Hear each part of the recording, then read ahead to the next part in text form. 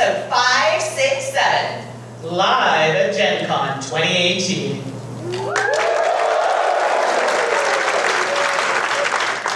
Welcome to the Dice Tower, a podcast about board games and card games, but especially all these people who play them. On today's show, we're live in Indianapolis for Gen Con 2018. We have the whole team on deck: Mandy, Suzanne, Z, Sam, Tom, and me, and some special guests. We'll announce some news, play some games, and answer some questions from the live theater audience. I'm Eric Summerer, and here's your host, the Charlie Brown to our Peanuts gang, Tom Bassett.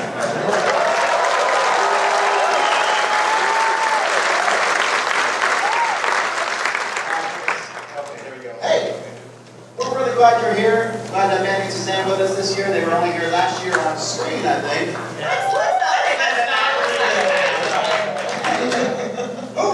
Who was at our last live show? I want to clarify that today's show will be slightly different in multiple ways.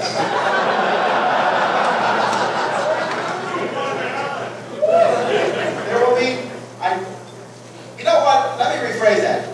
I have planned this show than last year's in multiple ways. But we are glad that you took some time to come. We decided to change up our format. The singing show is going to go into the archives and maybe be brought out some year in the future. So if you came for singing, first of all, that's foolish. Secondly, maybe next year. But I hope you're here to see a lot of stuff. It has been an exceedingly fun Gen Con so far. All 5 days that I feel like I've been here. Time to go home tomorrow, right? No, I am having a great time, and I'm learning each year to pace myself a little better at the con. Sure. Except that I have more stuff than pacing. But what are you guys doing? This is Suzanne's first time at being at Gen Con. That's the best of both worlds. Have cake, eat it too. Have pie, definitely eat it too. Go ahead. So what do you think? I've been really impressed and very grateful for our booth space, because the booth has become my little safe haven. It's really crowded here, and crowds are my favorite thing. And it's been so amazing to be able to go to the booth and hang out and have people visit and chat about games and the shows and what they're seeing. So that's really been my favorite part. It's pretty impressive. It's really big. It's really big, and the food truck's really cool. The one's really long. So that's my whole impression of Gen Con right now. Yeah, what about you, man? You haven't lost your voice yet. Not yet. There's still time. But I've been at the booth. This is what I'm going to say. I haven't played a single game since I've been here.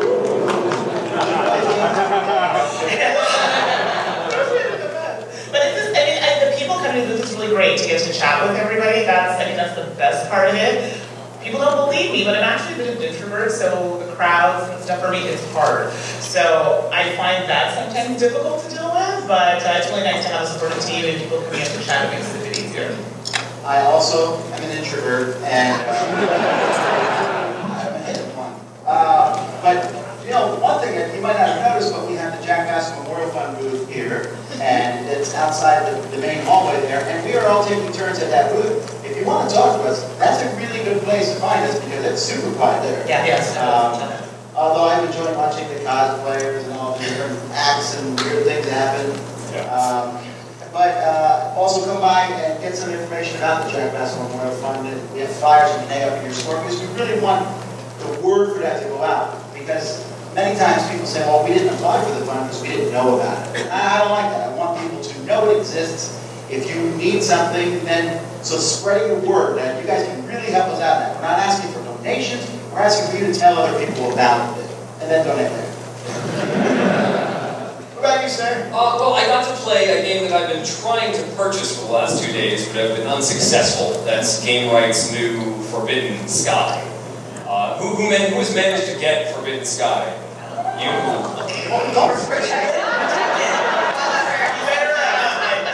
Now I know who to jump. No, but I did find someone who did manage to get a copy and played it last night. It is an interesting puzzle game. I sort of like to say it's Carcassonne meets River Dragons with the danger of electrocution. Not really, not really. There is an electrical component. The object of the game is to make an electrical circuit from one end of this launch pad to the other, which will then cause this rocket to light up and make noise, and then you can fly around the room as you want. And in order to do this, you have to make a map of various tiles and create sort of nodes that can be connections, electrical connections. But those electrical connections can only go so far. You've got these wires that are like medium and large. They can only go so far. And so you can't build too much of a sprawling thing because you have to be able to reach the nodes in order to complete the circuit. And as you complete the circuit, it gets more dangerous. There's lightning that strikes these lightning rods. And if you're not connected to the grid, it doesn't electrify the tile you're on, and you don't take any damage when lightning strikes. But as soon as you connect it like you're supposed to in the game, it's more dangerous. And I kind of like that push and pull.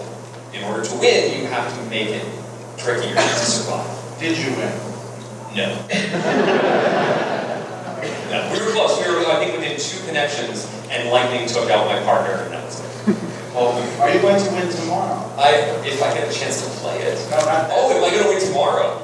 Yes, Z and I are competing in pandemic survival tomorrow. We have a chance to make it to the finals and maybe win a trip to Italy, which Tom will love because we'll be away from more things. Well, that part doesn't bother me. See, I'm really torn because I hated part of Dice Tower. I want him to win, kind of. But to see the world's 2 biggest pandemic fans lose that pandemic is fodder for years. I'll buy a pandemic shirt.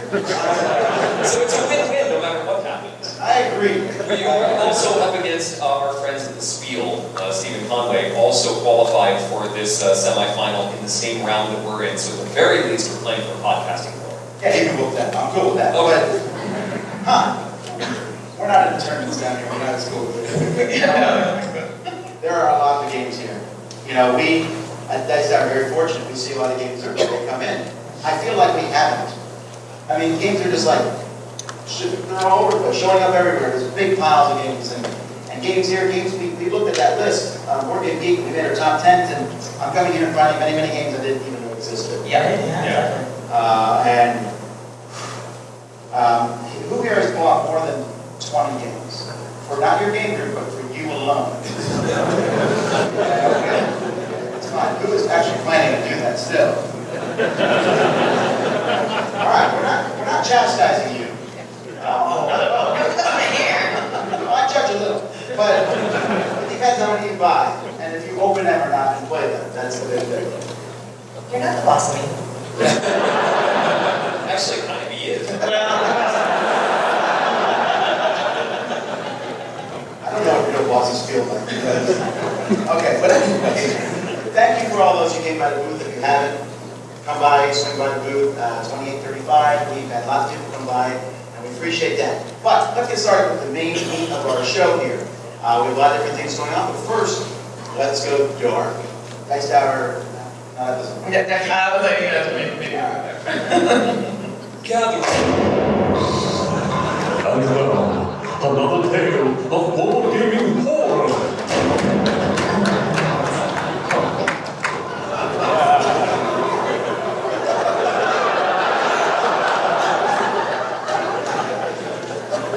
Gather round.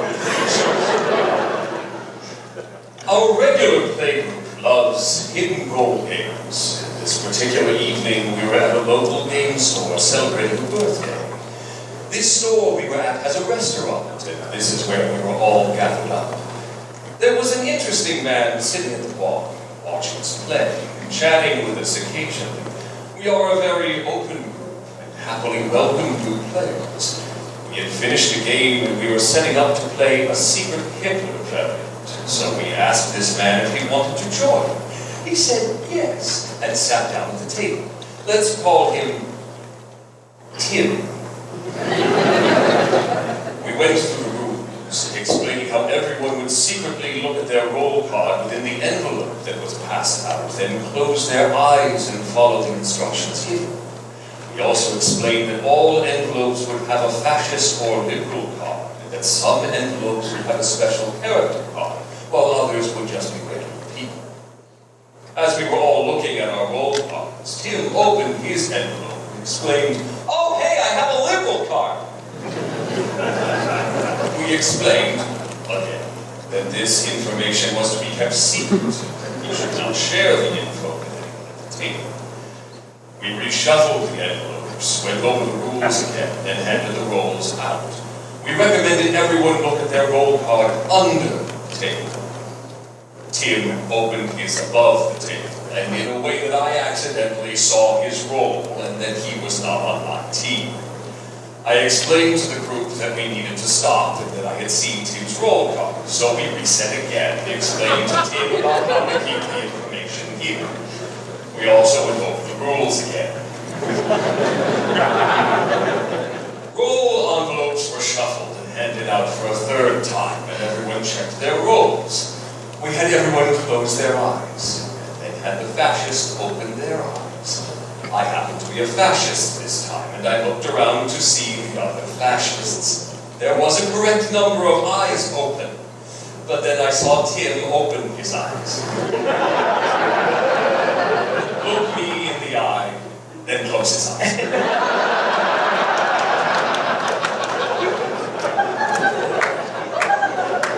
I had to stop the game and explain what happened to the moderator, and that we should reset again.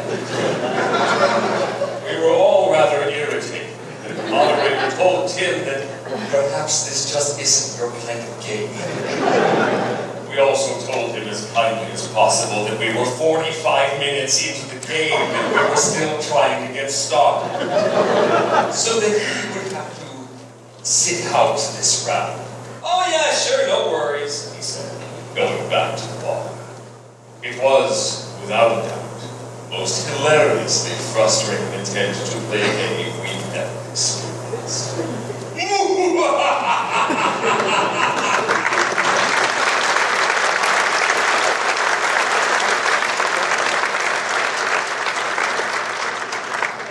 I think that line at the end was that you went back to the bar, explained the bit. I've met Tim, I think. That's more frustrating than a deduction game. I've always felt that that's really just, you know, you explain everything, you say, do you have this card? No. Then like 20 minutes later, or they don't tell you 20 minutes later. It's at the end when you make your guesses, and it's wrong. You're like, but no one could have had a wrench. Oh, I had that all the time. I like the mid-check, like, they forget what the card does, and then they gotta figure out how they can ask, but then you're revealing the information, so they're, what does the fascist have to do? And it's in that really big speed whisper where everybody can hear it anyway. Every time I play these, I've learned now. I always say something like, I hand out the rules for whatever game it is and say, look at your card. You're a werewolf or a villager, whatever it is. It's one word. There is no possible way you can forget that word if you look at it and memorize it now. And invariably, after like, hey, what am I again? Like, you didn't have anything else to remember. There's zero information. This game, no money, no points. You have to remember if you're a werewolf or a villager. It's not hard. I work a lot with high school kids. Alright, well, that was our tale of horror, and Eric showed me that one, and I thought that would be a funny one to do here. Speaking of horror, our show is sponsored each for the last several years by Stronghold Games.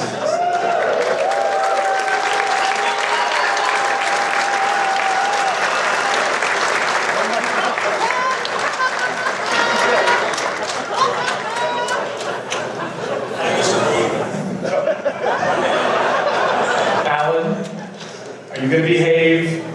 Promise? Alright. Can't get it all. Alright, here we go. Alright. Anybody know good joke? Get one shot. Okay. Well, we want to thank Stephen Ford for sponsoring the show and Stronghold Games. Let's give him a round of applause.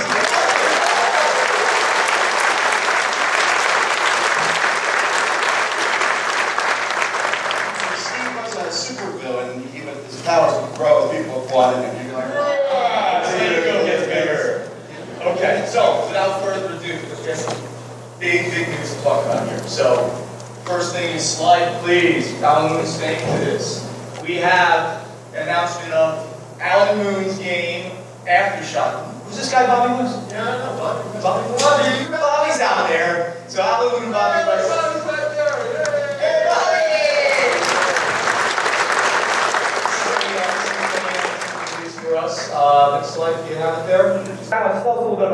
want to play. It's the shed mic. I know, sorry. Yeah, that's map the San Francisco area. It's going to be a double-sided game board. The other side is going to be Venice.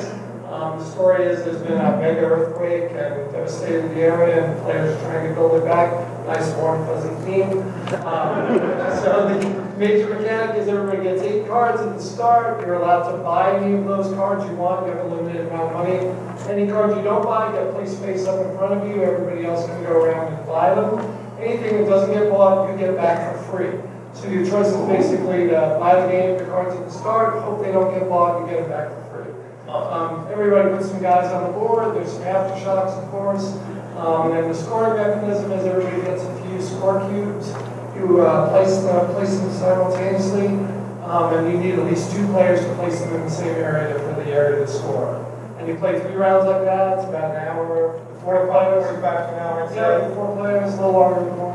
Really excited about that. My first game with Alan in very good friends for years, and it's going to be a great partnership. Thanks. I get it.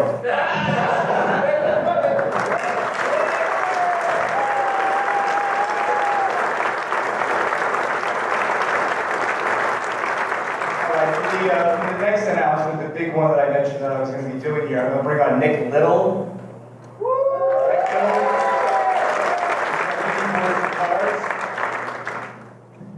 And the next slide, please. Maybe you should tell me. Nick Little is from Indie Boarding Cards, and we're about to talk about what we're doing together. So, Stronghold Games and Indie Boarding Cards are announcing today that we are merging companies. This press release. This is the press release, the beginning of the press release. That's going to be going out literally in the next 10 minutes. If you go on our Twitter feed, you're going to see it at like 2:40. It's going to go out to the media right now. Next slide, please. We're creating a new game studio called Indie Games Studios. There's going to be 3 brands under that. Stronghold Games, Indie Boarding Cards, and Action Phase Games. Action Phase Games was bought by Travis Worthington, who's the president of those 2 companies right now. It was bought by him about 2 years ago. Nick was one of the principals of that original company. And of course, Nick is staying with that company. So the big, I like 2 of those brands a lot. Yeah, sure. So the Have to explain that. don't explain the jokes. So as you can see, this is obviously a very similar structure to some other very large companies out there. You have an overarching brand, and you're going to have multiple studios within that brand. Next slide, please. So, why would several successful companies already, be doing this together? There's many benefits of mergers and acquisitions. I'm not going to go into this slide, but if you want to hear all about that stuff, you can tune into Board Games Insider, which is on the Dice Tower Network. We talk a lot about the inside industry, so you can hear about that. Next slide. Okay, the principals of the company and the organization of the company. Travis Worthington is going to be the CEO of the Indie Game Studios. He's also going to maintain president of Indie Boarding Cards and Action Phase Games. He'll manage those 2 studios. Stephen Bonner for myself. I'll continue to be president and CEO of Stronghold Games. I'll be the spokesperson for the entire studio, for Indie Game Studios. Oh, so you're doing more talks today. Which means I'll be doing even more talking, yes. Nick Little is Vice President of Game Development and Manufacturing, so that's Nick's specialty.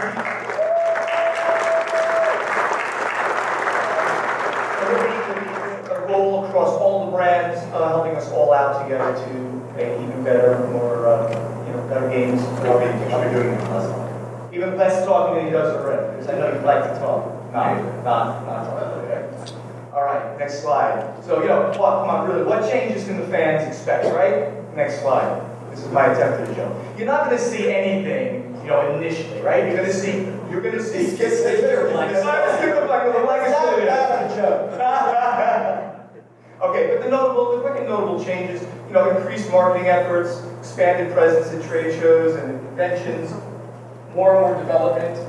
You got a question, Tom? You can say questions for the end. No, okay, too late now.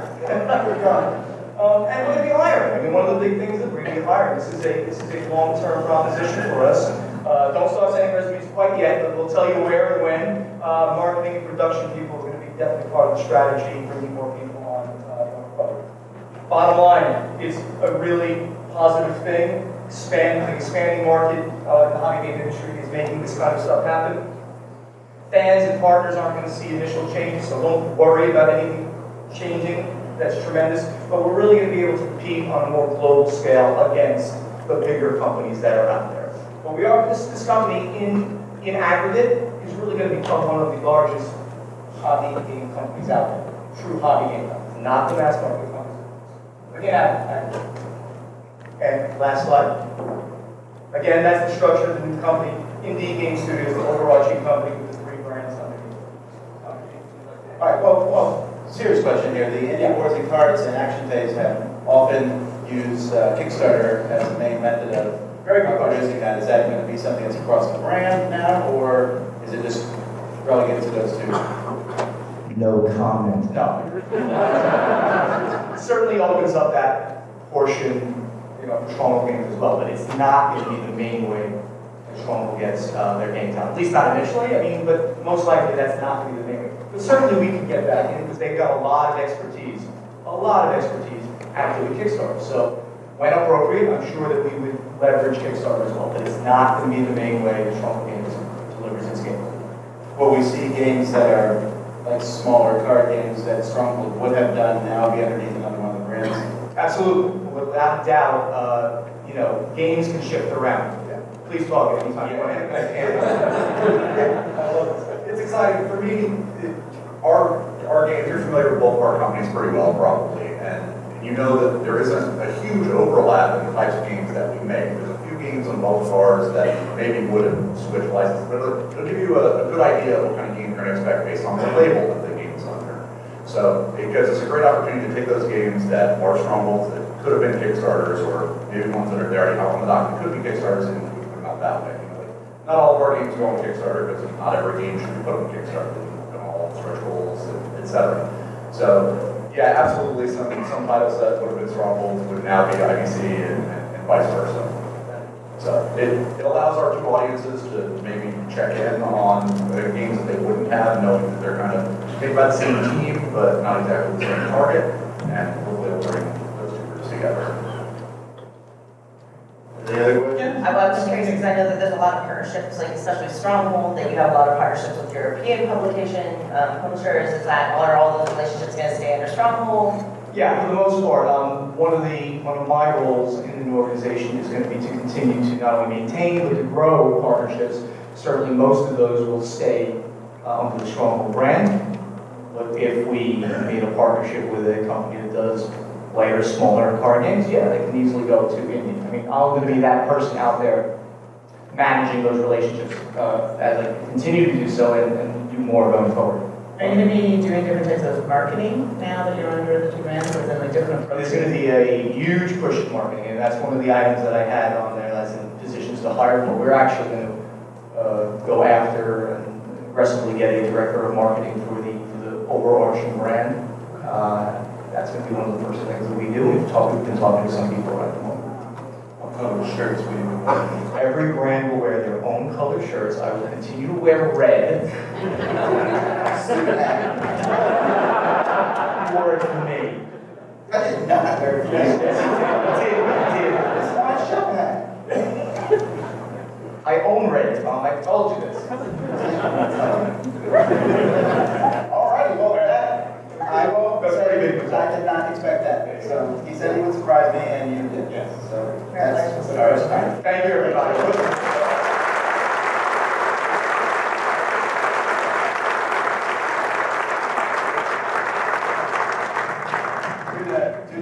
Thank you.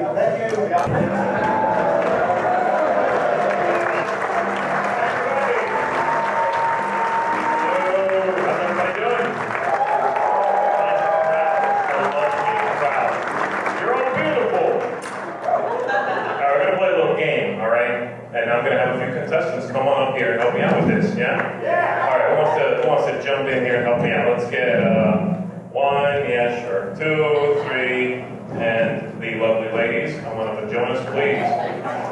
Oh, you just stay there. You're too tall. It's really it. What's going on? All right, so this game is called face off. It's a very simple concept. I'm going to bring you all up, line you up, put two of you out here facing off. I'm going to give you a topic. I'll give you a couple of seconds to think about it, and I'm going to ask you to tell me what you came up with. 3, 2, 1, go, and they'll say it. I'll probably ask you to repeat it, and then I'll pick a winner, or you guys will help me pick a winner, whoever said something that makes more sense, or funnier, or whatever we want. Losers back in the line, we bring up another person, and the winner can stay another face-off. That's it. I'm gonna probably give you points, but they won't mean anything, all that good stuff. Can we do the boxing thing, like where the boxers like? I expect you to. That's no, I changed my mind. That didn't look anything like a boxing match or anything. That was a lot of time. That wasn't even like an elementary school brawl. That was not a good idea. All right, so here, I'll give you an example, all right? For example, let's say it's you two starting up, everybody else is waiting in line there, so let's have you face We're just each doing a other. practice round. Just a practice round. Okay. Just practice, this doesn't matter. Okay, it is game title that most sounds like a fancy, little-known dessert. Something just scrumptious and foreign and strange. It might have almonds in it, but they're used in a strange way. They prop up the dessert. They're not even in it. Have you got something? Sure. Game title that most sounds like a fancy dessert. Nice Sure, job. that's not important, that's just Here we go, everybody. So you two, in 3, 2, 1. Maduras. Ginkgopolis and Maduras. Maduras. Sounds like an awful. Okay, they both sound great. I want to know what's in Ginkgopolis. Well, it's a very, it's a molasses sauce. You gotta reduce it so it's ginky. Okay, that makes sense to me. I'm with you so far. You drizzle it over the top, and it's a cake shaped like a city. So Yeah. it's like a blob is attacked. But totally lacking in thing. Yeah, It's sort of got an amorphous cityscape, and then you pour the molasses sauce, the gink. it. Got it. I love it.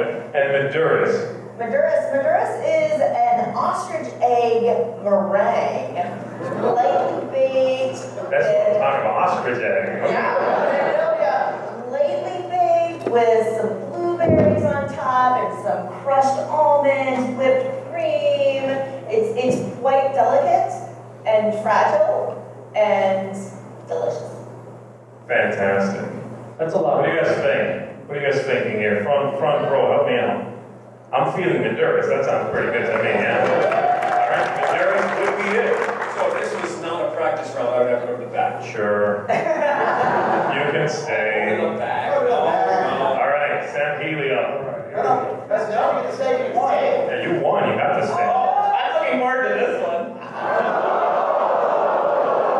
It's getting real already. Quite soft. All right, here we go. You ready? Yeah. What's the best foolproof way to win any game? Wait, do we have to wait for you to say 3, 2, 1 and then say it? Yes, I'll give you a few seconds to come up with something. So the best foolproof way to win any game. This Is can it about a be game title?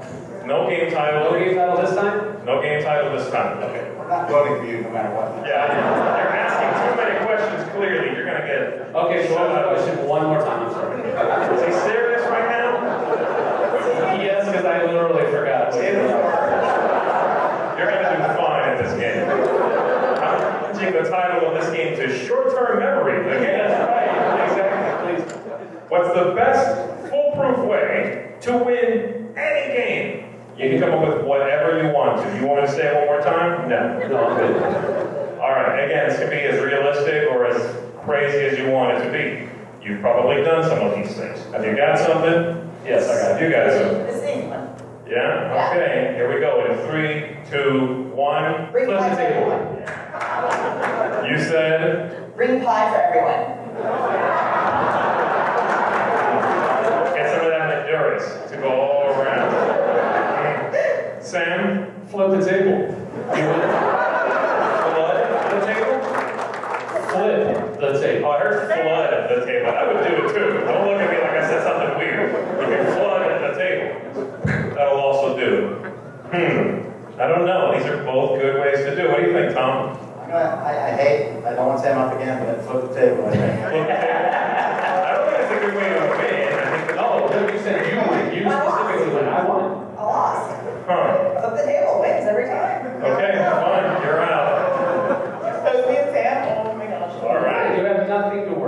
It'll be fun. Here we go. Up next.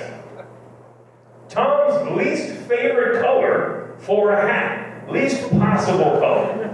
It can be anything for a hat. The man walks around with a turtle on his head. What do you I know, so you're gonna have to get creative. Okay. So least favorite color for Tom for a hat. And hey, we can always go to the source for a correct answer on this one. I'm not gonna teach you guys in just a second. So, you got anything in mind? And yes, like Sam said, he wears, I mean, I saw him with a bucket on his head. It's amazing. You ready? Yep. Mandy? Yes. Here we go. In 3, 2, 1. Black. Stone. You said black. You said stone? I'm a Eurogamer. Stone? Did you say stone like the rock stone? Are we talking about stone that colored or an actual hat made of cement? Stone. Whichever works. Is that what they wear in Canada? Huh. What do you think, Tom? Black or basically a cement hat? Sorry, Sam. I gotta go. I'm over Maybe you want to stop cement was a color. a special Sorry. mafia thing just for me. Like, no special shoes for you. You get the hat. That answer went way better than I thought it was going to. All right. So, That's short, huh? I'm still in the hype jokes. He's gonna go to the headlines. That was the best Donkey Kong impression from a small person I've ever seen. Wax off! I have to say that every time someone's nasty. Is that the only cut? Never mind. All right, I'm gonna address this nonsense. Here we go. You ready? Students. We're renaming the dice tower. Give us the best new name for it. Sorry, hold on. Question? I didn't hear. The question is, we're renaming the dice tower. I want you to give us the best new name for it. Think about this. I'm ready. I probably do it. You know, in hindsight, Do it, Steven. Do it. You know, in hindsight, I maybe shouldn't have had Bonacor up for this one. I did, however, skip a juicy question that I'll come back to when he's not up. So, you ready? You got something we're renaming to? Here we go. Mandy? Sure? Here we go in 3, 2, 1. You the Stronghold Games. Because I'm announcing right now the next acquisition for Indie Game Studios is the Dice Tower. Yes. All right, maybe not quite yet, but we might do it. Man. We'll make them all over. We can refuse. I for one, welcome our new podfather over. Certain members of the Dice Tower would enjoy this. Cement, the way they've been treated over Cement the years. Hat Studios. You keep the rain out. Mandy, what was yours? You lose? You lose. You lose reviews. No matter what. You lose. It does have a ring to it, doesn't it? Yeah, really? It's catchy. All right, Bonacor, you're out of here. Whoa! Hey, man, people said it had a nice ring to it. You lose! New Studios are actually going to be one of our new brands underneath the Dice Tower. Got That's Sam. He's going to be Next slide. it. All right, here we go. Hey, I'm ahead of something. All right. You ready?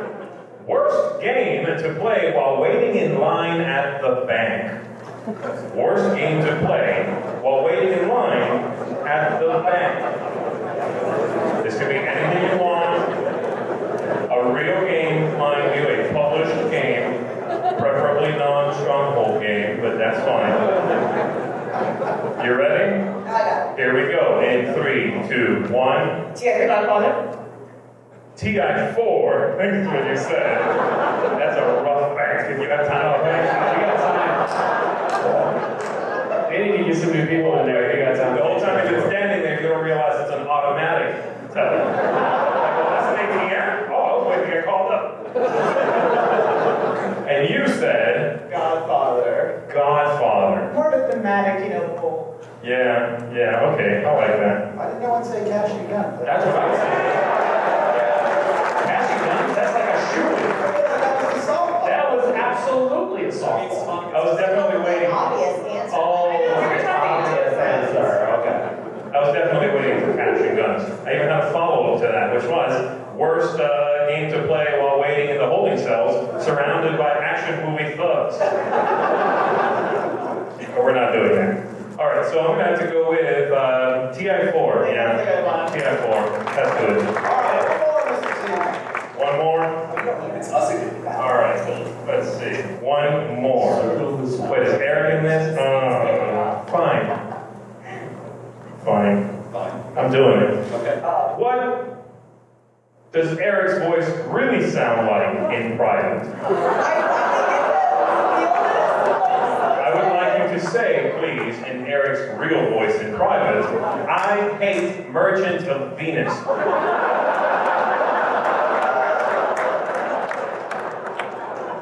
You don't have to think about this too hard, buddy. You should know.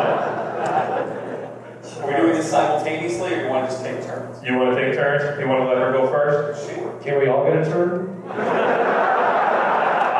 happy with it. Here we go. Suzanne. Changing the rules on the fly. Judges?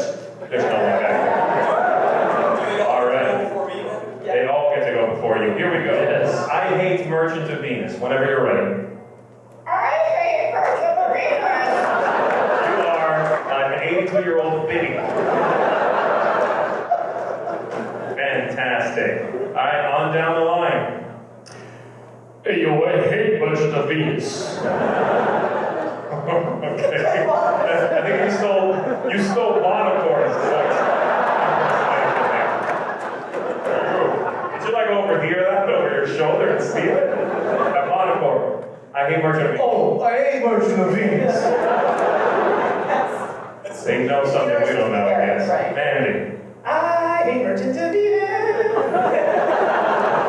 All right, and Eric for the all real truth. Okay, good. I hate Merchant of Venus. All right. Well, I didn't give you any points, but I'm going to say it was a tie between Eric and the real Eric that we don't know in private. So you win twice. Fantastic. Hooray! Well done. All right, thank you, Mr. Z. All right, I'm out of here. Thank you.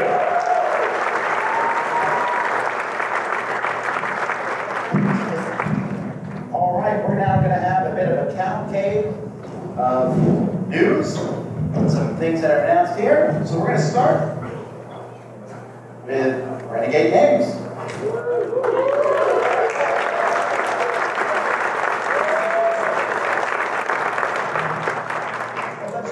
Yeah, okay, whatever. All right, why don't you guys introduce yourself? And for those who don't know you all. Hi, I am.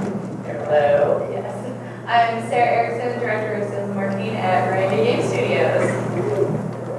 Hi, I'm Geoff. I'm a designer of a number of Renegade games, including Sentience, World's Fair 1993, and Randy's Prowler's Passing. I was about to say maybe something else. Finding about it. Right. Yeah, there might be a reason I brought it. All right. So what's going on here? What can you tell us about it? So last year we were here at this wonderful live show, and we talked about Overlight, which we finally put out yesterday. So woo, we have our first Overlight game. But we did decide that kind of took a little while to get out. So we decided this year we were going to announce something that's going to come out at Essen, so in just a couple of months, and it is going to be. Drum roll. Oh, okay, there we go. Passing through Petra. So this is going to be Alex's biggest. Oh, yay! Yeah, but yeah, that'll be great. I know apparently. So she's very excited because a couple of years ago we did actually play this at the Renegade Summit, and oh no, we didn't. We played it right after that. You played this one, right? Yes, and it's very different, it's very cool. Alex has made a lot of really fantastic games that are slightly smaller than this, and I would say this is the first really big game. And so I wanted to bring him with me. He's going to explain a little bit about the mechanics of the game, and then I'm really excited to talk about the components because this is something that's a bigger engineering project than anything we've done before. So, go ahead. Yeah, sure. So this is a 60-minute, the Euro game. It has this very interesting tile pushing mechanic. So for those of you who have ever seen Indiana Jones and Last Crusade, it's very cool. So Petra is known for these beautiful, enormous rose-colored cliffs. There's a treasury building that's carved directly into the cliffs. And the mechanics of the game try to integrate thematically with those elements of Petra. So you have trader tiles that pass through this very cool looking canyon that Sarah will talk about. And you're really trying to spread your influence not only throughout Petra, but throughout all of the different groups that came into Petra to trade. So tiles are literally pushing through the canyon, and then they enter your market area and literally push through your market area. And when they exit your market area, they go into your settlements. So you're trying to optimize this whole system while building that engine up. So there's 5 different trader types. Each one has a different sort of ability that enhances your engine. So you'll start with a fairly humble settlement, and then you'll build that up throughout the game. It takes about 60 minutes to play, 2 to 4 players. And I think it's great and fun. Well, that's good. Others will too. But a lot of the exciting parts of the game is all of this is enhanced by, I think, probably the most ambitious project, certainly we've collaborated on ever, with the components. So I'll let Sarah talk to you about those shiny bits. There are several shiny bits. So as he was talking about, a very central point of this game is that there's this really cool canyon going through the center of the board. And we actually made these cool 3D plastic components that hook into the board to help that process happen. So your tiles are going to smoothly go through that area. You're pushing them along, pulling out some of them when they get closer to the end. And it's all going to just be beautiful and 3D on the board. So that's really unusual for us. When we saw this game, we really thought this is such a neat idea and it's so different, but we really want to have that cool visual presence on the board. Another thing that we did that we haven't done before in ranking games is printed meeples. So instead of just having special wind tiles that were really cool shapes like we like to do in a lot of our games, they're really cool shapes and they are actually printed on. So they have a little bit of a different aesthetic. But we didn't want them to be cartoony or anything like that because the general aesthetic of the game is really sort of this old, almost antique-y looking thing. So the printing that we did fits right in with that. So there's another cool bits too. So we have really cool recessed player boards. So you have a lot of bits that start on your board. I can't see exactly what it is. So yeah, so on the left there is the digital player board. All your influence groups and things like that will start on your board, and there'll be nice recessed areas for those. You'll be pulling those off throughout the game to reveal windows and the side of your cliff, so it actually looks like you're building up this sort of rose-colored city inside of this cliff in Petra, which is pretty cool.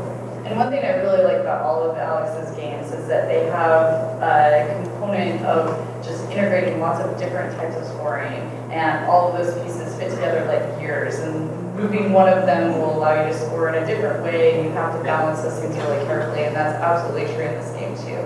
So who here likes really puzzly games? Puzzly games?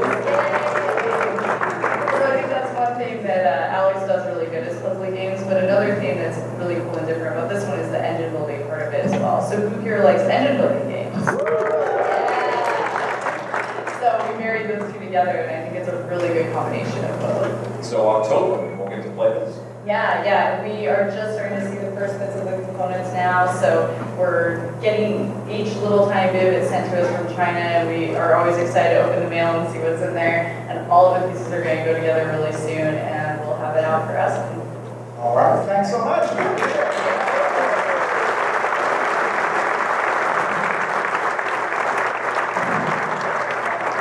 All right, the next company is IDW.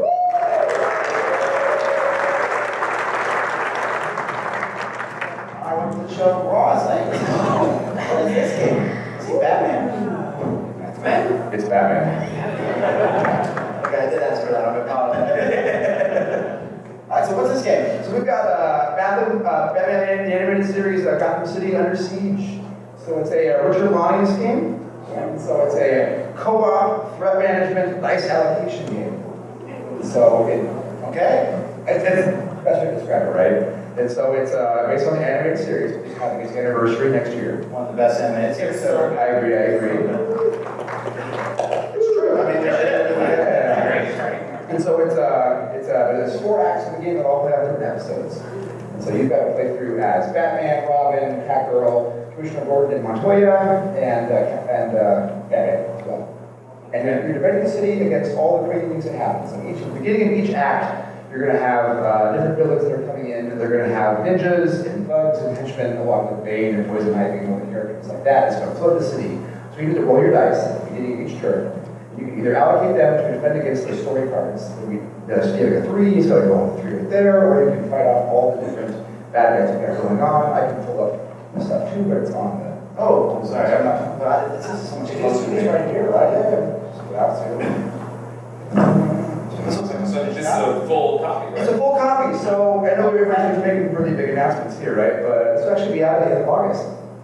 So it's super cool. We Cardboard buildings. What? Yeah. So it's all and they nest, right? Don't hog it, don't pass it down. So does Batman actually jump? That's what you guys are. Yeah. I'm keeping Batman. Can Batman jump from rooftop to rooftop? So they can jump from rooftop, right? So they're going to defend against different parts of the city, right? There's 9 city block tiles that are going to go down. There's no actual board, but you've got the different cards that indicate the different city blocks.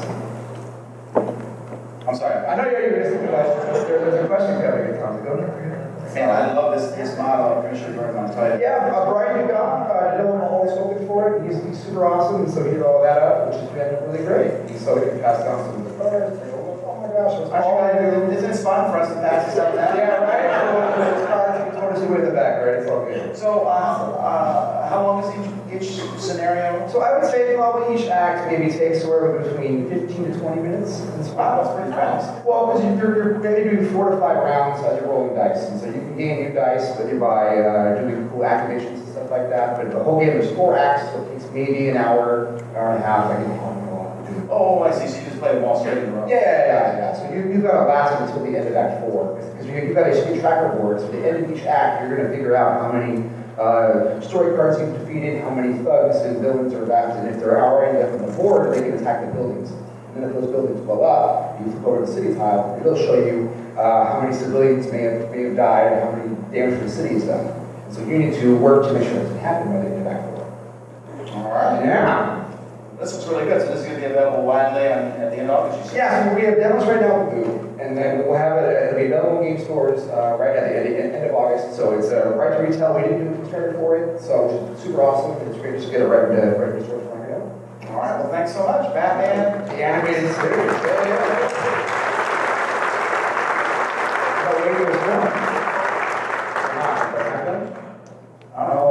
Oh, there we go. Cool. So here's our new announcement. So IDW a couple years ago, we had a game called Teenage Mutant Ninja Turtles: The Shadow of the Past. Amazing game. Tom loves that game. I love that game too. It's really great. And so we had on the works. We were trying to figure out what we wanted to do for our City Fall expansion, which has been talked about for Shadow of the Past. But we decided that it'd be really fun to just update the game and have new rules and have streamlined art. And so we are now re-announcing the game as Teenage Mutant Ninja Turtles Adventures. And so our first game in the line is going to be Changes Constant, followed by another standalone game called City Fall. And so it's going to take the system you all love, like Campbell Wilson with the dice. Okay, And we're going to love the system. It's a super good game system. So we're going to streamline that. We're going to have all new miniatures, all new art. And we're going to take the game, which was a head-to-head, kind of someone plays the villains, someone plays the heroes, and now it's going to be an arcade mode. So you can play solo against the board, you can do co-op.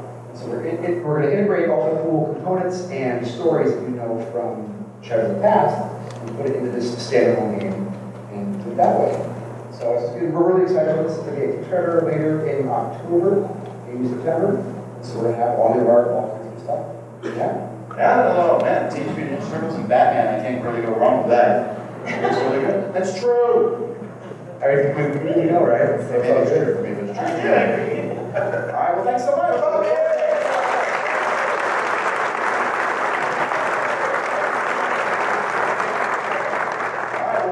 The next one is from Simon.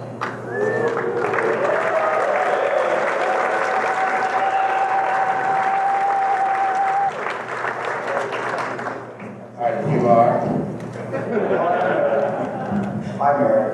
I have a t-shirt. I've always wanted to see t-shirts. So you guys have just announced a ton of games. That's right. This is not one of those games. This is not one. This is an exclusive reveal for you guys. You want to know what it is? This is one of the few ones I actually knew ahead of time. Well, I told you yesterday. Well, that's ahead of time. So I apologize, I want to send graphics in, but I was unable to get stuff in time for license or approval. Spoiler alert, it's a license game. But we have a box cover. See if you can see it. So I don't know if you can read it. It is Bloodborne, the board game. It is has no relation to the card game that we already have, which sells very, very well, continues to sell very well.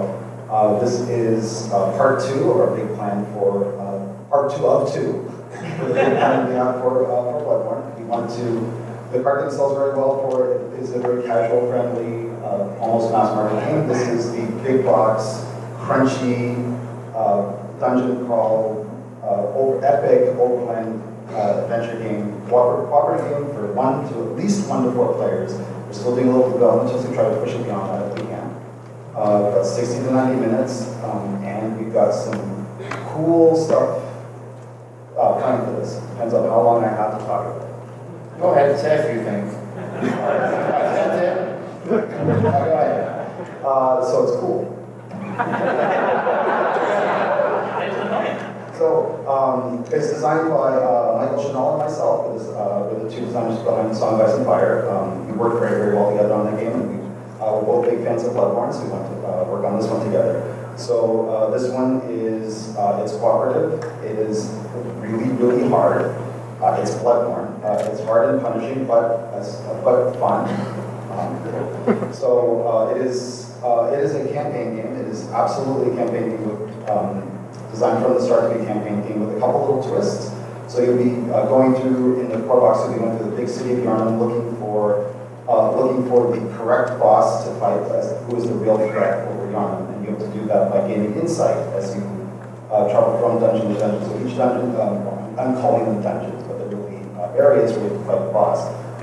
Each area has a distinct map with a distinct boss that you will play. And you also join one of the 6 covenants in Bloodborne universe. One of the things that we're adding to the game is we're putting a little bit more backstory behind the 6 covenants that are in Bloodborne. You will join one of them that each has their own storyline in the game that you'll be going in parallel to your quest to find the big boss of the campaign. The twist of this is that the campaign is up to 4 games. Every time you enter a session and are unable to gain enough insight, even if you kill the boss, again, through quests that your covenant gives you, if you can't get enough insight to find the next boss, that you fail and the campaign is over. You got to start over again. It's hard. It's not an easy game. You win the game if you get through all 4 episodes and can get to the end, get enough insight to make it to the next one, and then kill the final boss at the end. That's the only way you can win. Each game is about 60 to 90 minutes. If you have we designed it in such a way that you can theoretically finish it in an evening, in a gamer evening. But it's crunchy. There's no dice. It's very, very, very low luck, but lots of drama. You have to do it the way that the engine behind it is a little bit of a deck building engine. So if your character, the deck represents the stats of your character, so you get to choose how you develop in the game, and you get to keep your deck from game to game, assuming you can survive. There's a bunch of other twists that we're going to save for further reveals. It's coming out on Kickstarter. It'll be, I can't say exactly when, but we're going to call it Q2, Q3, 2019. All right, cool.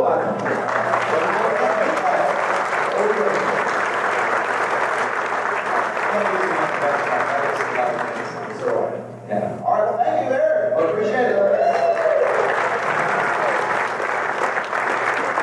right, our next company coming out is Pandasaurus.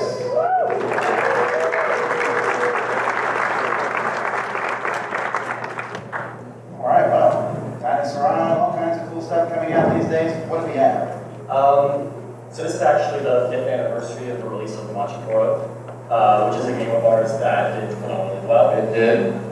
Really helped put the company on the map, and like personally, to me, allowed me to go full-time with the company, not a day job, phenomenal. So we're gonna do a nice 5th anniversary edition with some plastic coins, upgraded cards, a tray with a clear lid, lots of cool stuff will be coming out this fall at the same price that the current game comes out at as a 5th anniversary celebration.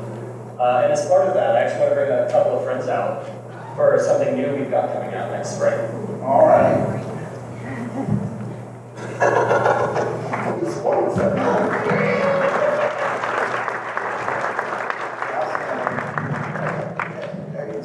I'll stand. I'll on the script. Yeah, can I look at your phone? So, Big surprise was going to be at the end of this game's name, but we were doing Machi Koro Legacy in the spring of next year. JR Hanika and I are co-designers on the game. We took a look at Machi Koro. It's a simple, whimsical, sort of fun game, and so we decided to sort of triple down on the whimsy. We went to kind of a pre-industrial world, a time before the world and the town and the island was fully developed, and we wanted to tell a simple story. And we worked with Tak from Japan Brand. And he started telling us about some Japanese fairy tales and folklore, and we just kind of worked those things together. Family game, fun game. It's a 10-game campaign, fully playable when you're done, but you were going to make your own town, you're going to make your own world, you're going to tell a story, and I promise you, you cannot guess the story. Yeah, no, don't guess those. Don't try it. We're going to see if you can be good about that. We're going to try. That's fine. You can try, John. That's fine. Thanks for your share. So when is this coming out? It'll be out next spring, is the idea. So yeah, it's been the next 6 months or so. Now, real quick question, I missed, you said it's going to be replayable. How does that work, Ben? Yeah, you're going to play through the 10 games and you're going to sort of form your town. You're going to make decisions. Some people really like the red aggressive cards in Machi Koro, some people don't. You're going to have some control over how aggressive your game is, how much PvP is in the game. And then when you're done, you'll have sort of a custom card set of what cards are in your game, and then you can just play a standard sort of thematic Machi Koro version that's been played through by you where you've made certain decisions and then sort of worn in, it stops changing, and it's an infinitely replayable variant to Machi Koro to the standard game. Without spoilers, you'll have some really fun ways to play when you're done. It's going to be more than what you're used to. So, yeah. Cards and stuff hidden away. Stuff? I love stuff. It's so hard to pitch these. Thank you all for going along on this one.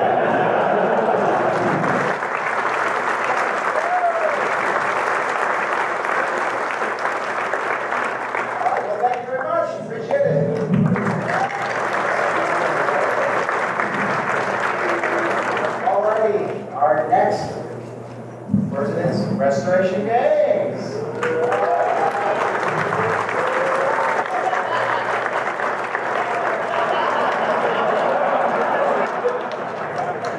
Long time no see.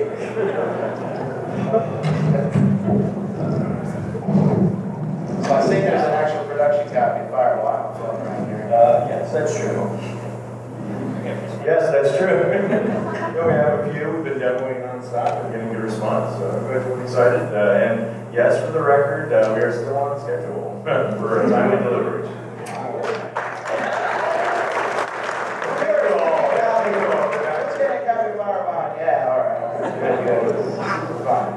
So, Fireball 2.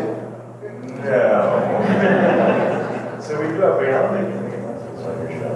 And we do not have a novelty postcard this year. We tried to do that, but it arrived severely damaged from where this place is. So instead, we made a little video.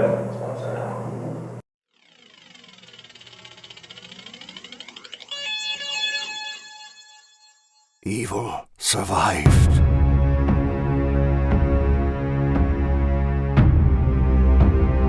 Darkness is falling.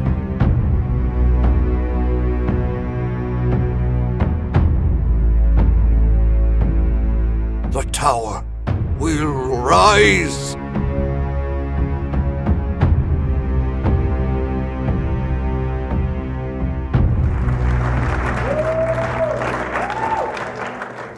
So, some of you may have guessed that, maybe were hoping, maybe you saw our trademark registration. I was sad since people started trying to guess that even if you think you know the announcement, you don't actually know the whole announcement because there's another announcement. And that is that we have a co-designer, JR and I are working on, but mostly it's Rob, and we actually have a co-designer who we'd like to bring out now who's helping us with the game design. Come on out, co-designer. Show yourself, practitioner of foul magic. Reveal yourself.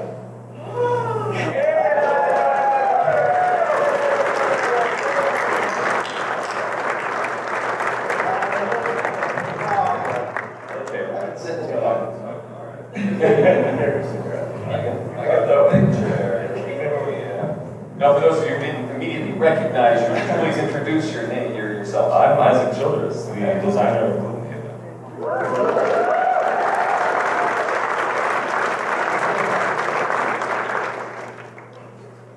Questions? All right, so what's changed? What's different? It's still relatively early in design. As Justin said, some clever detectives saw that we had trademarked it. So this is currently a 2020 release that we're working on right now. We'll have more information as we go. It will not be the original gameplay. It will still have a tower. It will still be dark. I think a trailer was there. Anything else that we want to It's going to be cooperative. The tower is such a threat that you can no longer go on your isolated quest to find your way into the tower. You must band together to stop it from overrunning the world. And I think we could say that, so the one thing that I get asked a lot, so is, not a lot, but a few people who I've mentioned this to before today, is, oh, you're going to do an app, right? I know. So the answer is it's not just, the tower will not merely be a stand for your phone. The cool, I mean, let's be honest, the gameplay was not the thing that made it cool, right? It was that tower, which blew everybody's minds back then. And so an app is not going to blow everybody's minds today. So our design goal is to blow everybody's mind. And that's what we're going to do. So we're looking at all kinds of things, everything's on the table, and I'll just leave it at that. And we'll see what I mean, I figured I got the #1 and the #2 designers in the board game. BGG that we could come up with something pretty good. Yeah, that is a good point. That's a federal 1-2 punch.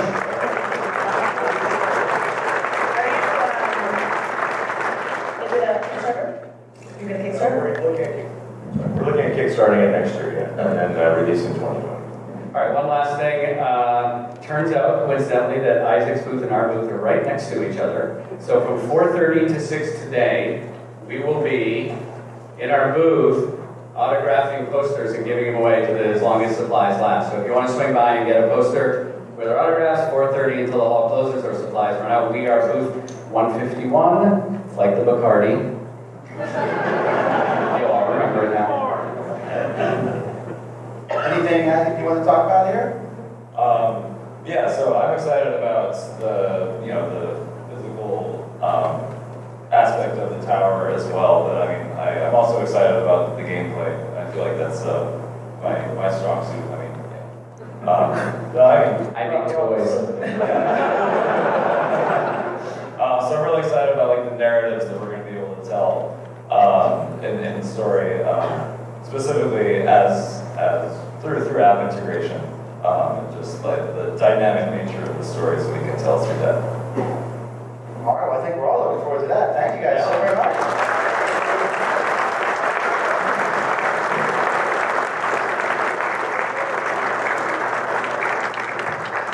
All right, well, to beat all these hard games and to do all these things, we need to be smart. So let's turn this over to the king of smartness, Mr. Geoff Mangosteen.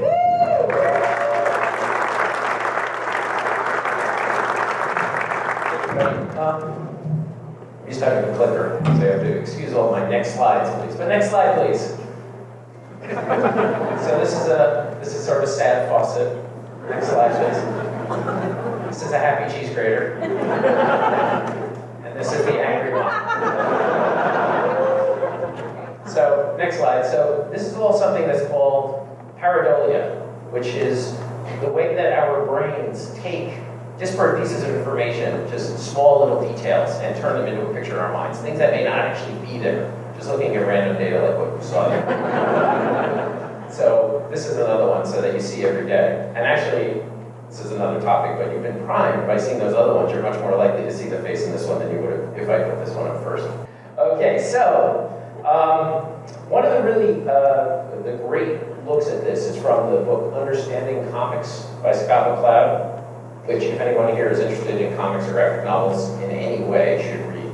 And this is one of the really important points that he makes about the power of comics and the power of what your brain does in terms of filling things in. What he says is that the more detailed that a drawing is, the less that you can project yourself onto it. So it shows the progression there, you know, maybe how many people that it applies to as the drawings get more and more abstract.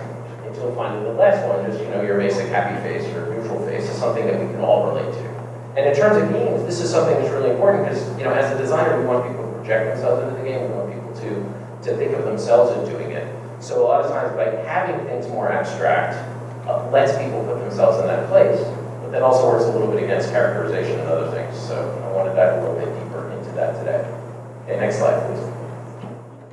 I drew this. This is my artistic skills. So this is a happy face with a little detail added. So what would people think that this is? Okay. Pirate, thank you. Pirate. So, you know, again, as a designer, what we'll do sometimes is we'll just take these little identifying details, right, and hang the story or hang the character on that one little detail. So let's go to the next one. So I want to talk a little bit about a scientific study. This was done by Kahneman back in the 80s, late 80s, I believe. And they started by asking this question to people, giving them a setup that I'll just read this for the people at home. The panel of psychologists have interviewed and administered personality tests to 30 engineers and 70 lawyers, all successful. Now, on the basis of the information, they drew up little descriptions of the 30 engineers and 70 lawyers. And here's one of those descriptions. Okay, so this is about Jack. Jack is a 45-year-old man. He's married and has 4 children. He's generally conservative, careful, and ambitious. He shows no interest in political and social issues and spends most of his free time on his many hobbies, which include home carpentry, sailing, and mathematical puzzles.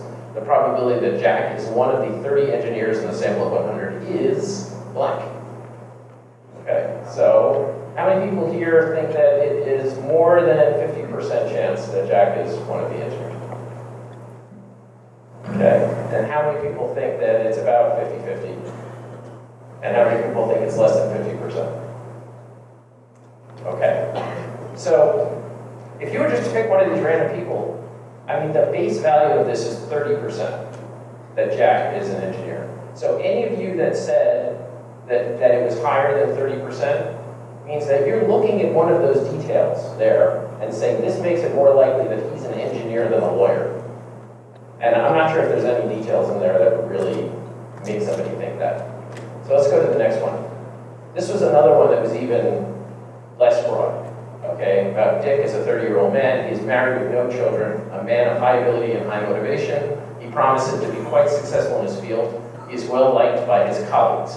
The probability that Dick is one of the 30 engineers in the sample of 100 is, I'm not going to ask you to guess again, but when this was asked on a regular survey, most people said the average answer was 50%. Again, this one has even less information about what it is.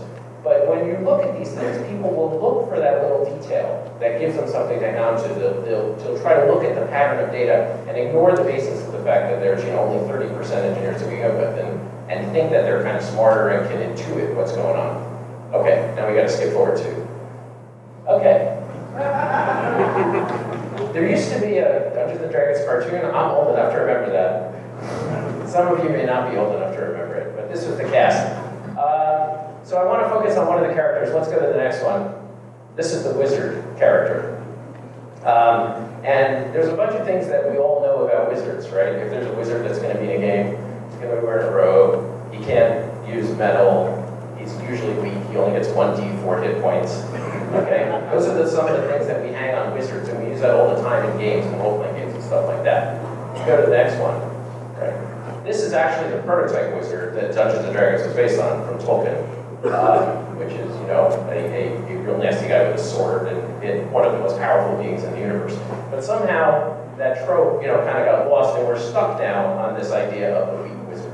And sometimes games get away from that. But still, if you jump into a game, you're going to assume that the wizard is the glass cannon, right? The wizard is somebody that's going to be super powerful, but they're going to just take a little bit to knock out, and that's what they are.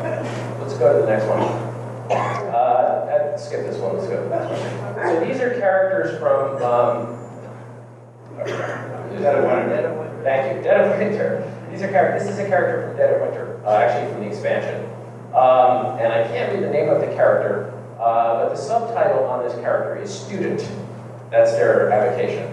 And you can see there that she's got a little bit of a backpack and she's holding a book. So again, you've got very little information to go on. You've just got this person and student.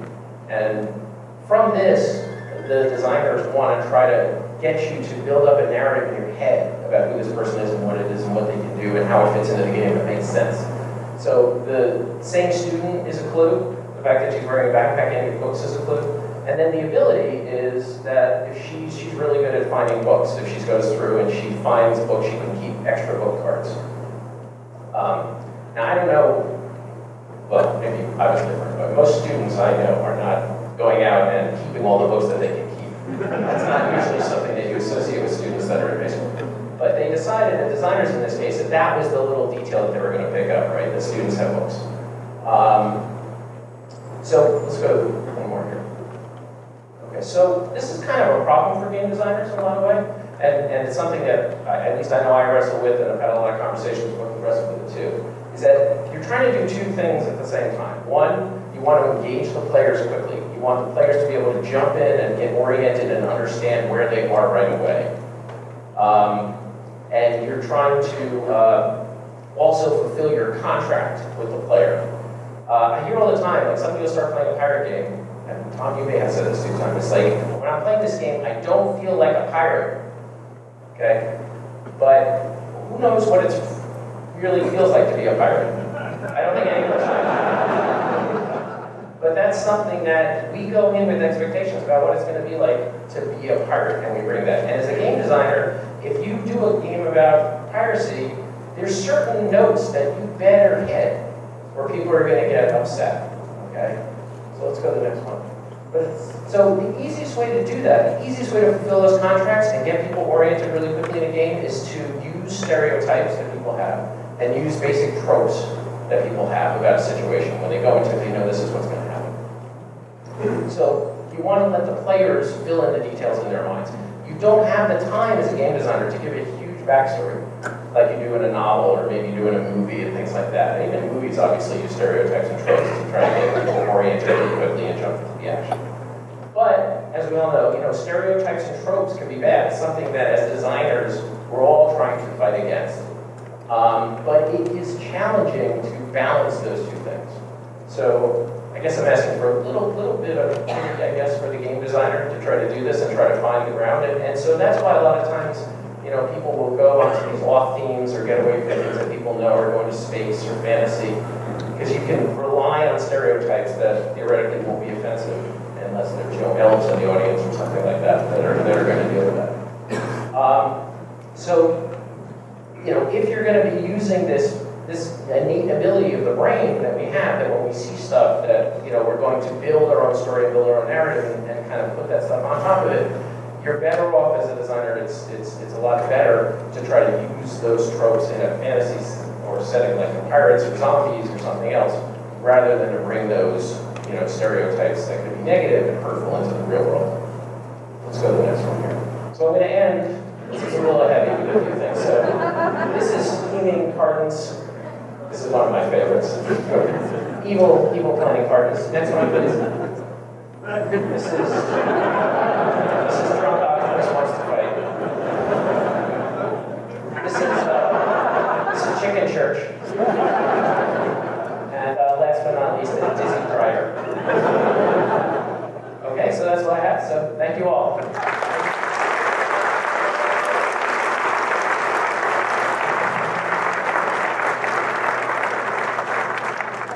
We're all smarter now. Still want to feel like a pirate. All right, this time we have Tim Pierre come out and join me.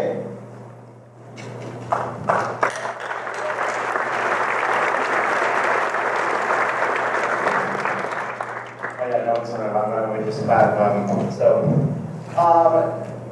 Tim's joining me here, but this is my announcement. All right, so people have been asking us to do this for a while, so we put some effort into it, and with the help of Tim and MeepleCon, we're going to pull this one off. So MeepleCon, if I understand correctly, MeepleCon is no more. Is that right? It will not be next year. In 2019, we will no longer be doing MeepleCon. That's because we're repurposing it. You guys have asked for enough. We're announcing Dice Tower West next year.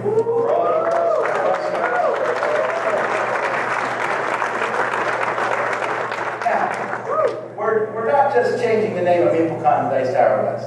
Right, so MeepleCon currently ran from Friday to Sunday, I think? That is correct, yeah. And so what's the differences? Oh, well, some of the things we'll be doing for Dice Tower West is we'll be starting at 7 o'clock Wednesday, and we'll be running until 3 o'clock Sunday afternoon.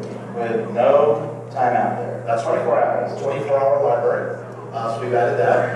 We're increasing the capacity of people, the attendees. And we've moved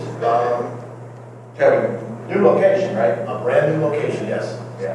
So it's in, I have it written down here. Yes. I would forget all this. If anybody's familiar with Las Vegas, we're moving to the Westgate Hotel. If anybody's familiar with that, it has a tram, so you can get anywhere on the strip from the Westgate. It's been newly remodeled, and it's right adjacent to the convention center as well. Yeah, so what this is the first year we're doing this. We're doing this in March here, 2019. This is starting up, and it's going to be something we're going to grow, just like we grew Dice Tower Con. This is not going to affect Dice Tower Con at all. That's still going to run. All our resources will still be thrown into that. We've already been going to MeepleCon for the last few years and having a good time there. So we're just going to change it up, and the new location. The first year is 750 people. So, and registration opens on the 4th of September 4th. It's like a month from tomorrow. So don't delay. It's $80 for an adult, $50 for 10 and under. It is, even though it's in Vegas, still a family-friendly show. And we want to encourage families and everybody to come to it. MeepleCon, if you've heard us talk about it, we loved it. We had a great time. And Tim has done a great job. We've been talking about doing this for a couple of years now. And so we just need to put the numbers together. And we expect it to grow, to have things. You'll see our shows there. We'll come in and do with some wagers. I'll do Pitch Card Championship of the World, part 3, which happens 3 times a year now. And we're going to be announcing other things. We have some guests that we'll be announcing that you may or may not expect to be there, and all free breakfast. And it's important. That's right, yes. Everybody who gets a hotel room, we negotiated a great contract with the venue. So each hotel room gets 2 free buffet breakfasts every morning. Which, if you've been there, is also essentially lunch and dinner. You go in, you leave an hour later, and you don't got to eat the rest of the day. That's right. It's a Dice Tower way. So I'm not, obviously I can't run around and run all these cons, so Tim's going to be running it along with Dave. Yep. So, but we are fully intent on making this have the exact same experience. If you've been to Dice Tower Con, we want this to be the exact same experience, but get some twists and things to make it different. It is going to be on the West Coast. It's the weekend before Gamma Trade Show, so we have a lot of opportunities to have publishers come who may not come otherwise, but they're going to the Gamma Trade Show anyway. So your chance of seeing a lot of those people is pretty good. Oh yeah, and absolutely. And if anybody has not been to MeepleCon before, I just want to say something about how great these guys are. Because one of the things we wanted at MeepleCon when Tom, Sam, and Z came is for them just to play and hang out with the attendees. And believe me, these guys are absolutely fantastic, and that's what they do. We just want to encourage that and have more of that, where they just get out and play games with everybody. So it's really great. We really appreciated you being there for the past 3 years. So yeah, and Crystal, that's her home con, so she'll be there, and some of our other contributors might be there. And maybe Mandy says, we're working out to get as many of us there as possible, and I'm really looking forward to this. This is our second con. So next year we have Dice Tower Cruise, Dice Tower Con, and Dice Tower West, and maybe Dice Tower Retreat again. But we won't say that until we see how these first 2 go. But I said, and people have picked up on this in the past, that we're going to start going less to other conventions. We're still planning to go to Gen Con and some of the big cons for sure. But we want to concentrate on our own cons because I really feel like it's important. It's great to come here and shop and all that, but I don't game a lot of Gen Con. And I don't game a lot of some of the other cons. cons, but at Dice Tower Con, even though we ran shows and stuff, we gamed. And I think that's why we get together and we want to make these friendly, fun cons. Absolutely. And, there's really a demand for larger conventions on the West Coast. I live in the Seattle, Washington area, right? Even going to Dice Tower Con in Florida is great, but on the West Coast, especially for board game-centric conventions, it feels very light, and there's not a lot of opportunity or a lot of choices. So I think Dice Tower West is really filling a need, and GamesCon, as the beginnings of it, such a wonderful convention out there. So the opportunity to merge and grow and give us West Coasters maybe something a little bit easier to get to, I think is really, really exciting. This is easily our most requested thing that we get emails for, I think. And so we are glad to do this. I will clarify that I'm going to be working on this for a while. So there's no need to email me about Dice Tower Europe, Dice Tower Asia, Dice Tower Canada, or any of that. Sorry. Really? Well, no, I said don't email me about those. All right. Let us work on one thing at a time. And I'm excited Tim's going to be doing most of the preparation. We've been talking a lot about the different things we want to do, and I'm really excited about it. And I hope you guys are too. Thanks, Tim, so much.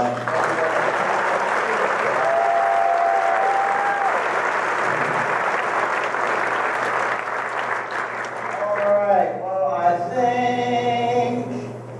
I think we're going to skip and jump to another game show here. So this game show is run by Mandy Hutchinson.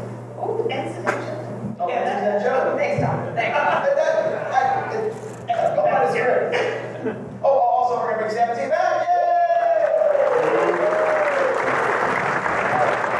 And Jason.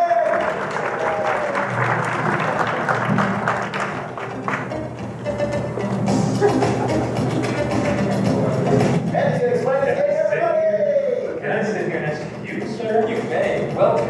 Yes.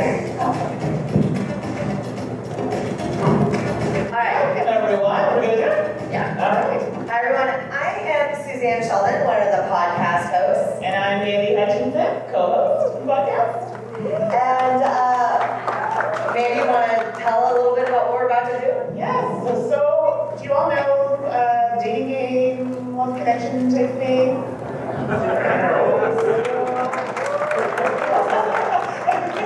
So we are kind of going to do something like that. We are going to play Game, Set, Match. And I know, what's that all about? So we're going to be doing a few changes on the podcast, having a bit from Sam and some other people come on.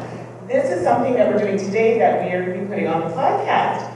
So, if you want to talk a little bit more about it? Sure. All right, everybody. This is going to involve a light amount of audience participation. We have our 3 wonderful games. Now, I know they may look like the people that you know and love, Eric, Z, and Sam, but they are not Eric, Z, and Sam today. Now they are games.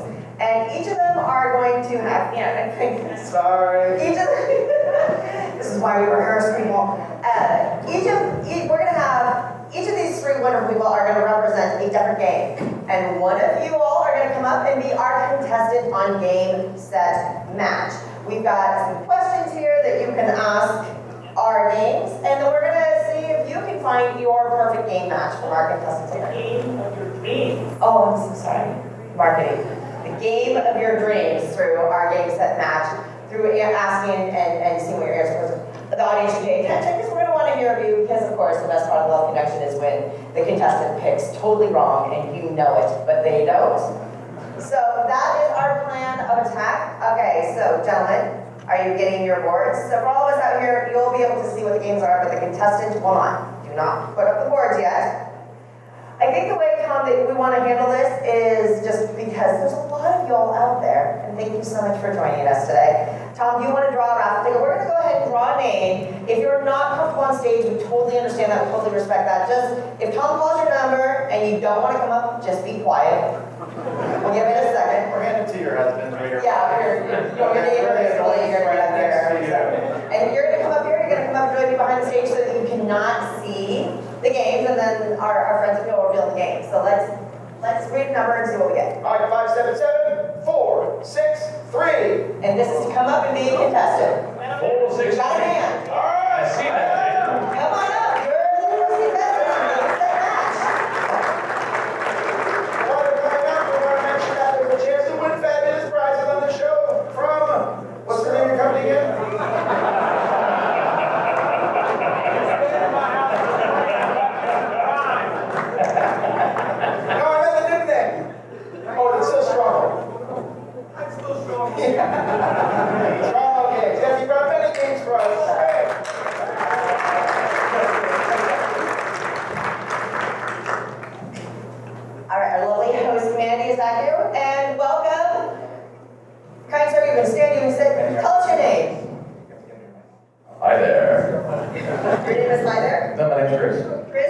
Welcome to the show, Chris. Thanks for joining us on stage here, being a contestant on Game Set Match. We're gonna need a mic, unfortunately, that one. Oh, it seems to be working now. All right, got it. Okay.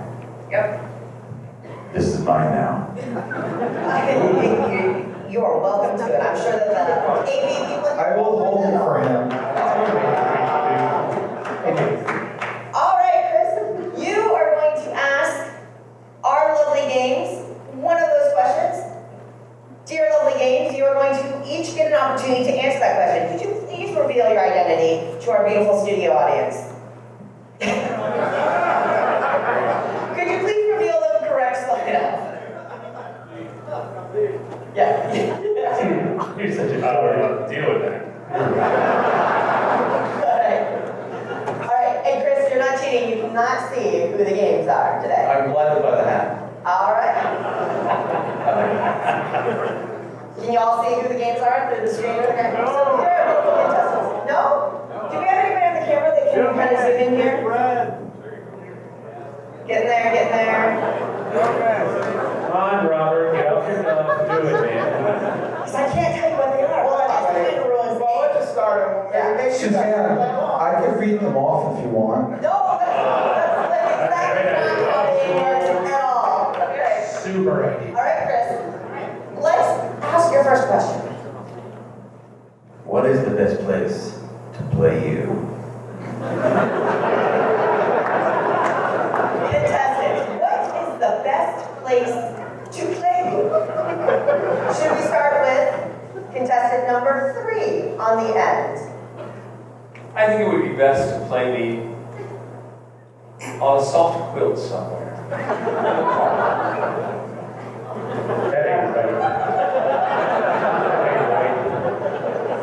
All right, contestant number 2. I too would like to be played at the park, but it's okay if it's a little wild out there. If the foliage grows and you take down the fences, I mean, just really let it all run. We're gonna have a great time together. Sounds adventurous. And contestant number 1. I didn't know we were supposed to be so salty in here tonight. I think this would be a great game to play in the vacuum of space.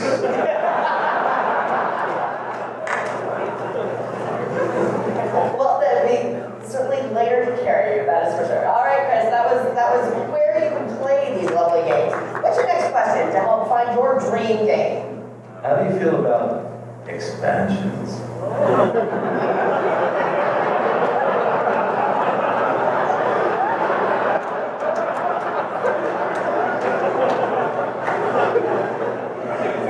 Every show. Let's go the other way. You know what? Let's start with contestant number 2. Expansions are on the horizon. I have as a game, I'm voracious. I'm always looking for expansion, consumption of more than is already there. So please, yes, visit me with expansions, absolutely. Excellent answer. And let's go to contestant number 3. I'm not so sure about expansions, but maybe revisions. Maybe you could go with different patterns, attach something else. Maybe it could work. Something new, a new design, shall we say? And of course, finally, contestant number 1. How do you feel about expansions? What's next? My expansions are somewhat small and insignificant.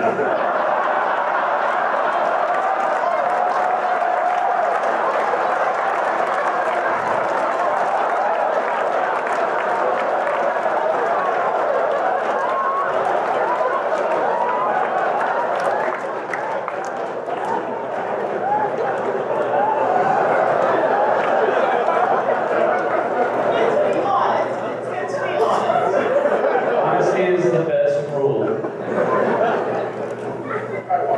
You display a shocking amount of self-awareness and self-deprecation there, contestant number 1.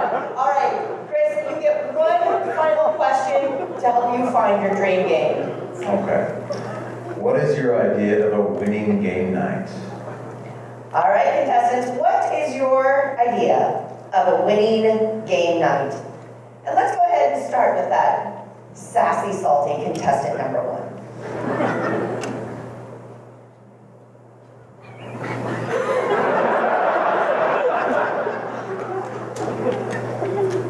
A nice game night for me would be like building brand new mountains and stuff.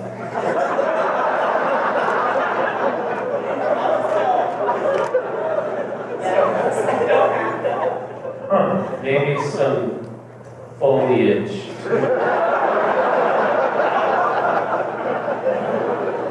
See, for me, at the end of the night, if the lights are still on, if no one's missing a limb, it's a good night. Let's go for that. Make it about the size. All right, contestant number 3. I abhor crowds. I think a typical game night is just for 2 people. Just 2 people sitting down, having a nice time, pushing each other's buttons.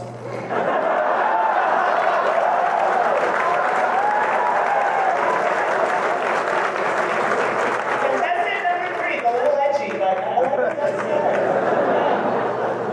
All right, so we're at that time where we're going to gauge the audience who you think should be picked. All right, so Jason, you want to come? Jason's the applause-o-meter, and he's going to help us out.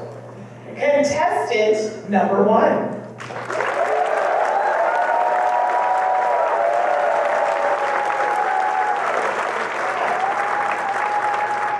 All right, we'll keep going down the line. Contestant number 2.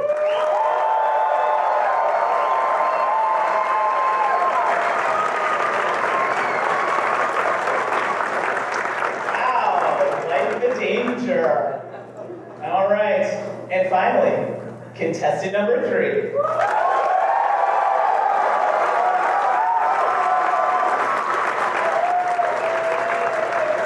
right. Are you ready to reveal who you picked as the game of your dreams? Is your other answers? So all 3 games were very interesting and lovely to chat with, but I think I'd regret it if I didn't leave without number 2.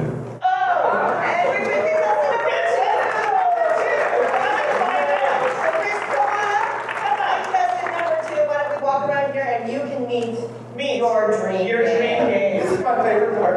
Right here.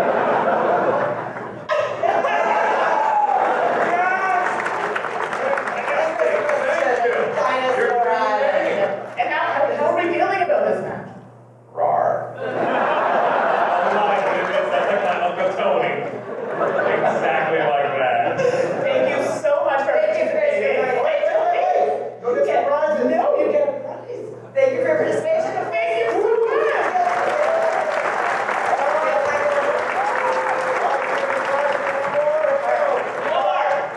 578-085. 578-085. Oh, yay! All right, And then the game you took there is, which one did you take? Dragon Fish. It's so dragon so cool. That's Just fun. I beat. Neither one of us. Oh, that's right, neither one of us. Someone else won. Yeah, we played it several times with us last week. That's right, that's all that matters in my book. All right, are the contestants all done? Yeah, we gotta hide your game. Hide your stuff. No, I just wanted to, yeah. Oh, I see. Someone's doing some art over there. He wrote 2 All right, contestant, what is your name? Jay. Jay, come on up. You can at least stand up here with me. Jay, tell us a little bit about your gaming taste. What kind of games do you like? So we can better gauge who the best match for you might be. Games that make you think, games that you can go through and be able to just hurt your brain at the end. All right, that's a little bit of brain burning in there. It's like, okay, so let's see if we can find you your perfect game match. All right. Our contestant number 2 here is a little smart. How this is dry race. This is like a single I word. don't know what. It's Write it gonna be a down. big event. We had discussions. Okay, here you go, Jay, let's go on that. Let's take a seat. All right, Jay, we've got a list of questions. Feel free to pick any of those that feels like it'll help you find your true game match. Yes. There's some questions on there. All right, and game contestants, could you please reveal your game Yes. to our studio audience? This is gonna be a good one, I think. All right, question. All right, Jay. Anyone. What are you looking for in a player? Oh, what are you looking for in a player? Well, let's start again on contestant number 3. I'm looking for some ingenuity and also some bright primary colors. Yellows, blacks, reds, and a little bit of blue. All right. Sometimes white. Oh, okay. Sometimes white. Interesting. Contestant number 2. I want your time.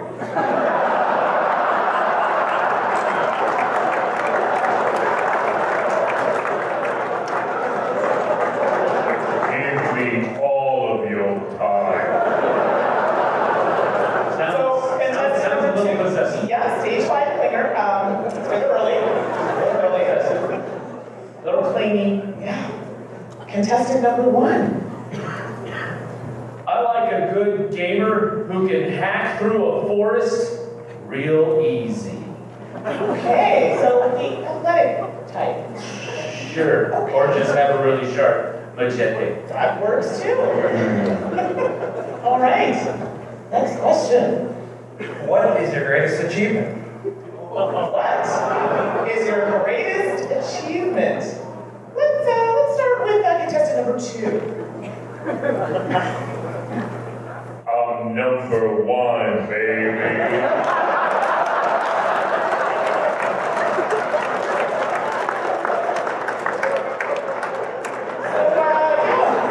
Contestant number 2 thinks quite highly of themselves. Okay. Possessive and prideful. Right. Great combo.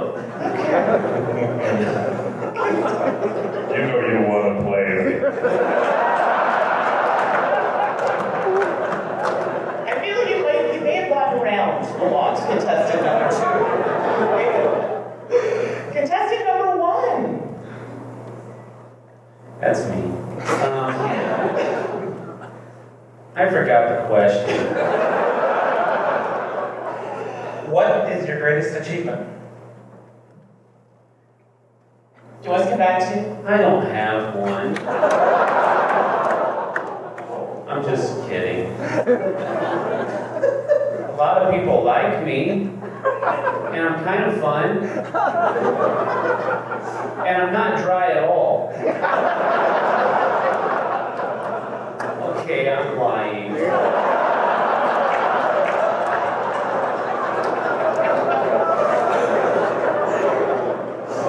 Okay, there, contestant number 1. Okay. Thank you. Contestant number 3. My greatest achievement is that I've gone 20 whole days without blowing up my lab. That is a fantastic feat. Fantastic. All right, next question. If you could be a circus performer, what act would you be? You could be a circus performer. What act would you be?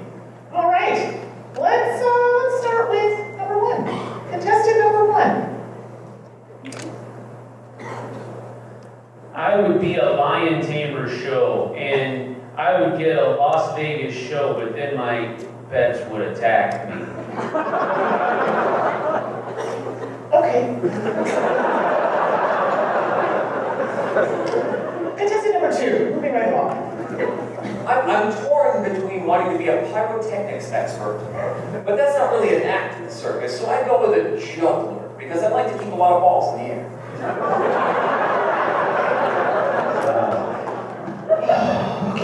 And I elephant under the tent. I'm the biggest thing there is. Got plenty of tricks up my sleeve. I don't feel safe anymore. I would like to go home now. I'm gonna entertain you. Please. Plenty of hours. I don't like him. It seems to have taken a slightly darker turn here. So, that was the last question. So now we're going to get Jason Plaza Peter, contestant number 1.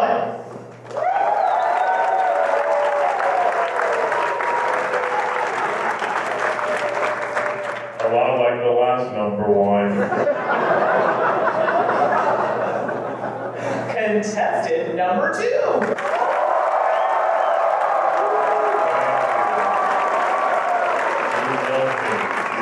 Stop encouraging him. He's a monster. Literally. And contestant number 3.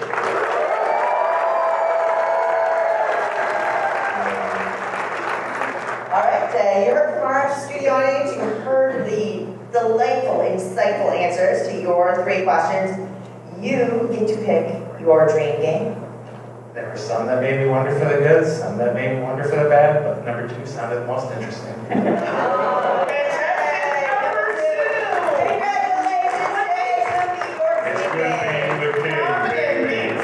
The game of your dreams.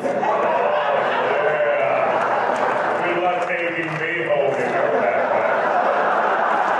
We'll have to buy another suitcase. Wait, how do you feel about this connection? That is heavy, that is going to make you hurt, that's everything.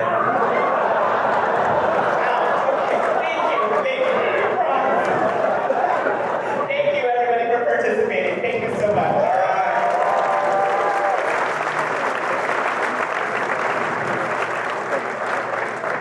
Alrighty.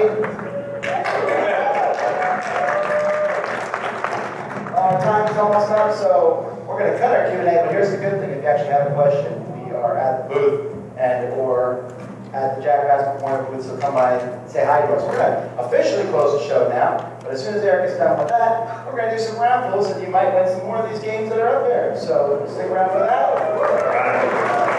But until next time, for those who are listening to this on our audio podcast, I'm Tom Basso. I'm Andy Hutchinson. I'm Suzanne Sheldon. I'm Sam Healy. I'm Z. Garcia. I'm Eric Summer. You've been watching or listening to The Dice Chapter.